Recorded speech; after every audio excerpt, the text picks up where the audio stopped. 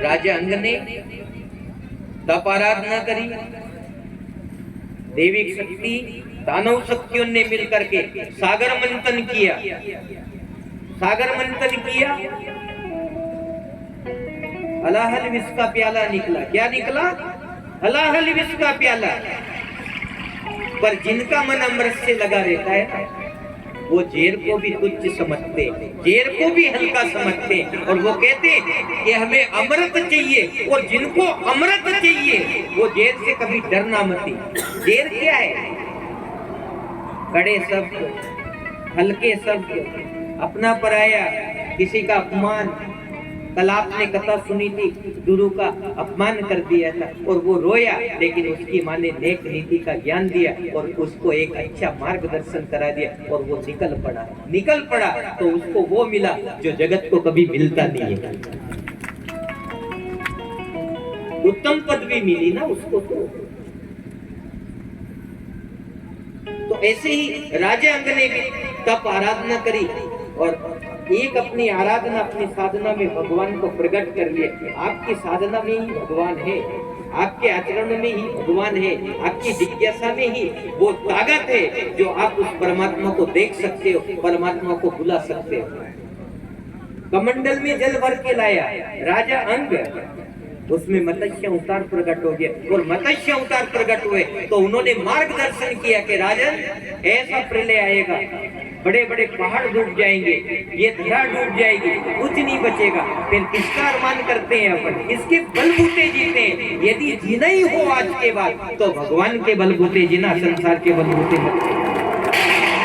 भगवान ही शक्ति है। देखो आज की कथा आपको झकझोर रही ना, खींच रही ना, मैं बार बार घुमा फिरा करके आपको उस कड़ी से जोड़ना चाहता हूँ कि कोई मुझे एक ऐसा संत मिले जो मेरा तार हरि से जोड़े। ऐसी कड़ी अगर जो आप उस अविरल यात्रा से यदि आपको आपके जीवन को यदि जोड़ लोगे तो बेड़ा पार हो जाएगा। राजन, तुझे अरमान था, तेरा भाव था, तूने ये शब्द सुना तो तुझे कैसा लगा? तो उसने कहा कि गुरुदेव मैं तो अनाथ हो गया ना। एक शब्द सुनते ही क्या अनाथ हो गया कि कुछ नहीं बचेगा, बड़े बड़े पहाड़ टूट जाएंगे। महाप्रलय की चपेट में कोई भी नहीं बचता है, कोई कितने कह दे कि ये मेरा बंगला है, कोई कह दे कि ये मेरा घर है, ये मेरा जीवन है, ये मेरा खेत है, कुछ भी नहीं बचेगा। जब कुछ बचे ही नहीं तो जो बचा ले उसकी आराधना करना चाहिए। तो फिर हरि की आराधना हुई। फिर मत्स्य भगवान प्रकट हुए महाप्रलय में और उसकी नौका संभाल करके और उसको पार लगाया। ऐसे कहते महाप्रलय सबके जीवन में आएगा। माता जितने भी आप भक्त सुन रहे सबके जीवन में महाप्रलय आएगा। उसी को तो महाप्रलय कहते हैं। ऐसा थोड़ा है कि ये धरती डूबेगी, जैसे डूब जाएगी, पर हमारे सबके जीवन में महाप्रलय आएगा। एक दिन कुछ भी नहीं बचेंगे, हम जल बसेंगे, दुनिया में सब कुछ छूट जाएगा, ना तो हमें दिखाई देगा क्योंकि डूब जाएंगे ना। कौन बचाएगा? तो फिर बचाने वाली वही शक्ति जिस दिन वो आपके सामने खड़ी हो जाएगी उस दिन आपको बहुत बढ़िया लगेगा, बहुत अच्छा लगेगा। तो इन्हीं शक्तियों का हमें संचय करना है, दीदार करना है, तीरथ व्रत करना है, भागवत कथा का श्रवण करना है और ऐसे संत सोबत करना है जो हमें नेत नीति का मार्गदर्शन कर दे और हमें परमात्मा की ओर यात्रा करा दे। बस मेरा मन भी ऐसी जगह स्थिर होता है कि कोई मुझे ऐसा गुरु मिले जो मुझे उस संबल शक्ति से जोड़ दे और मुझे अंत में भी आकर के वो संभाल ले। ऐसे उस परमात्मा का मैं दर्शन करना चाहता हूँ, करना चाहती हूँ। मनोबल है वो तो नारी शक्ति का भी है, आपका भी है, हमारा भी है, सबका है। लेकिन कथा तो आत्मसत्ता से सुनना चाहिए, शरीर को छोड़ करके आत्मसत्ता में स्थिर होकर के जो कथा सुनता है उसका हमेशा सर्वदा बालकृष्ण कन्हैया लाल मंगल करते हैं, मंगल ही करते हैं। इसलिए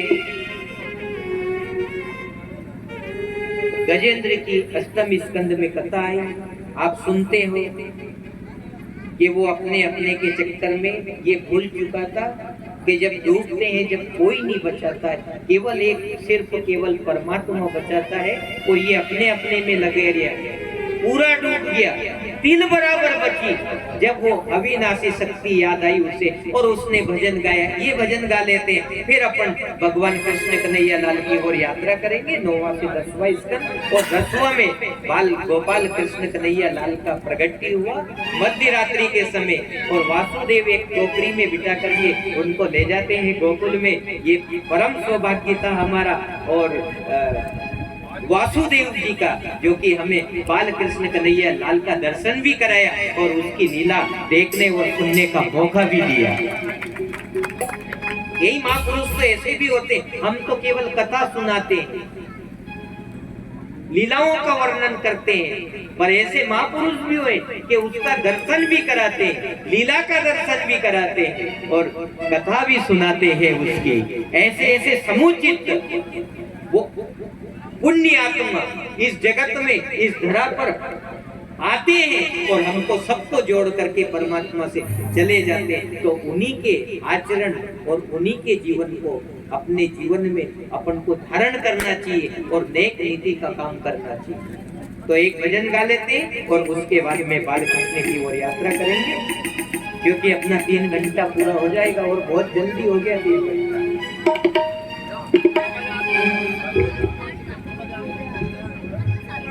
मेरे दीन बंधु भगवान रे, गरुड़ पे चढ़ कर आ जाना।